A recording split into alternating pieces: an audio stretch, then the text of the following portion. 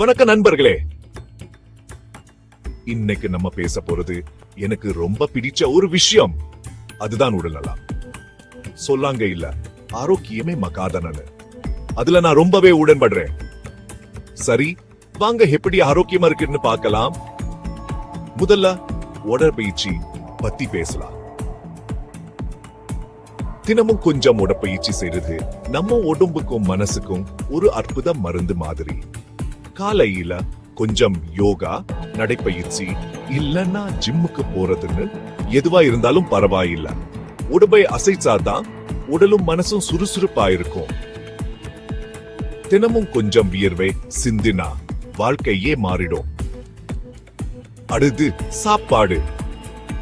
எப்படி உடம்பை அசைக்கிறோமோ அது மாதிரிதான் என்ன சாப்பிடுங்கிறதும் முக்கியம். ரெக்டாய காய்கறிகள், முழு தானியங்கள், புரதம் நிறைஞ்ச சாப்பாடு, நல்ல கொழுப்பு நிறைஞ்ச சாப்பாடு இதெல்லாம் நம்ம சாப்பாட்டுல சேர்த்துக்கணும்.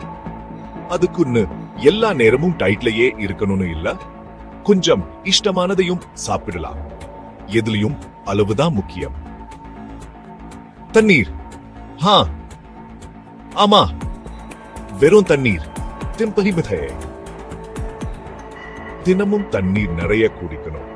8 டம்ளர் தண்ணீர் குடிச்சா உடம்புல உள்ள எல்லா வேலைகளும் சரியா நடக்கும். சருமம் பளபளன்னு இருக்கும், மனசு தெளிவா இருக்கும், உடம்புக்கும் எனர்ஜி கிடைக்கும்.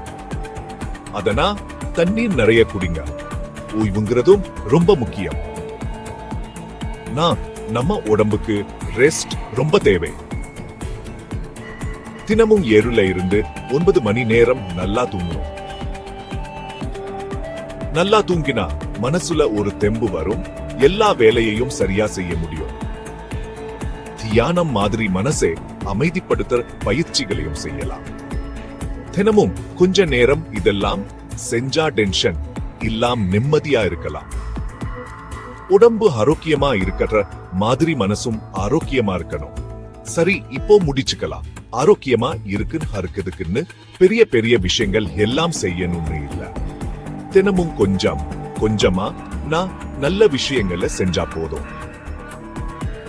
உடற்பயிற்சி செய்யுங்க, நல்ல சாப்பாடு சாப்பிடுங்க, தண்ணீர் நிறைய குடிங்க, நல்லா தூங்குங்க.